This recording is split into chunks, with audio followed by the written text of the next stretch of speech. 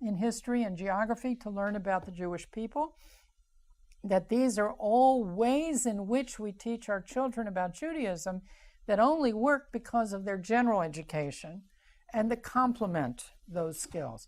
So the education system is complementary to the general education system. We even teach our Hebrew schools in buildings that look like general schools. They have classrooms, they have grades, they have textbooks, they have homework. It's a very different style from the style of Jewish education that children got when they didn't have this kind of general education. The way that you're explaining human capital as a change in efficiency and production, capability in production, is there any aspect of changing, I guess, a person's utility function? If you I often think of religious education as you explain to a person why they want the religious experience. That wouldn't... Well, as economists, we can recognize that people's utility functions change, but we don't usually study that. What we are asking the question is, holding constant the utility function, what changes can we expect to see that are induced by changes in prices and incomes? We're not saying that's the whole story of everything that happens, but what we're looking at is how prices and incomes affect behavior. And but preferences are pretty basic, and you can teach people new ideas that are transformative, and transformative usually means it changes your utility function, but that just doesn't happen to be what we're talking about. Okay. Now the other way we can, another thing in terms of strategies for complementarity between general and religion, Judaism, human capital. Other forms of human capital reflect this, that there's a whole bunch of studies that look at the effect of religion on education, on earnings in the labor force and occupation, on fertility, on marriage and divorce patterns. These are all subjects of economic analysis that what we find is when we put religion into the right-hand side of our equation, we get really significant results. Religion turns out to be very important. For some things, being Jewish really makes a difference. For other things, being Jewish doesn't make that much of a difference because religion per se doesn't matter, but religiosity matters. How intensely religious you are makes a difference. But this is a whole area of empirical research that's proven to be very fruitful. People are always surprised when they add religion to their equation and find out that it outperforms a lot of their other independent variables. So this is an area that will definitely go far in the future. And then I don't want to spend too much time because I am talking too much here, but we also invest in religious institutions. We want not just the synagogues, but the other Jewish institutions that are part of our community. We want the purpose of those institutions from a religious perspective is they make individuals more efficient. It's your time and effort and resources spent in making Judaism are more efficient if you have a synagogue community into which you fit. And you want to build up, we talked about Jewish continuity being important. That's the communal institutions. And the final topic that I do want to have time to squeeze in before we end here is government policy.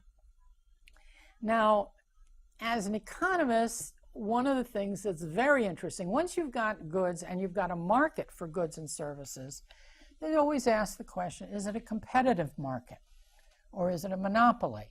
Or is it somewhere in between, an oligopoly? That these have implications for efficiency of the markets as well as consumer satisfaction and the price of the goods to the consumer. And here, the thrust of the research that's proved to be very, very insightful is to think of a state religion when the government favors one religion is a sort of a monopoly on religion, and competition is religious pluralism. What we have in the United States is a constitution that forbids the government to favor any one religion over another. It doesn't mean that the people in the government don't favor one religion, but officially the government cannot make a law that favors one religion over the other. So what do we know about the differences between competition and monopoly that we can apply here? The definition of pure competition is free entry and exit of firms. New firms can always start up, and they either make it or they don't make it on their merits. Right? And if a firm doesn't make it, it fails. Right? So you have free entry and exit. The United States, a country of religious pluralism, in which there have been a lot of new religions since the founding of the country. Most of them fail. Most of the ones that don't fail remain very small and insignificant. Some of them have really grown to be very big. Like, the American religions, like the Mormons and the Christian Scientists, those are all 19th century religions. The religions that fail you've probably never heard of. Other religions like the Methodists and the Baptists and the Quakers, they were dissenting religions that came to the United States because it was the only place they could practice their religion, and they grew from small dissenting sects into major religions in the United States. So that's what we know about competition compared to monopoly is that the consumer gets the product at a lower price and the equilibrium quantity demanded is higher. And why does a consumer get the lower price and demand more? Well, because religions have to compete with each other. There's the marketplace of ideas in which they have to compete for congregants that want to believe what the congregants will believe. And there's the marketplace, the clergy have to compete for congregations. Congregations compete for clergy. That keeps the price of clergy relatively low at a competitive level.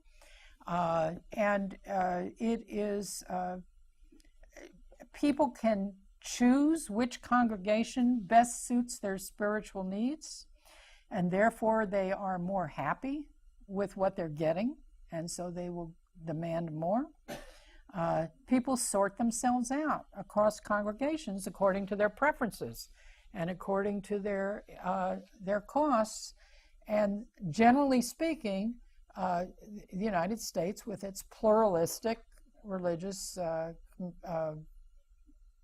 market, has a higher rate of religious participation, whether you measure it by time or money, than almost any country in the world. That's one of the things that always surprises foreign visitors to the United States, is how many churches there are everywhere. And attendance at these churches is much higher than in most countries. But it's not any one church. It all depends on the competition among churches. The other thing that comes out of this pluralism is what is called congregationalism. A church, or in our case, let's say synagogue. I'm sorry, I have to come back to that.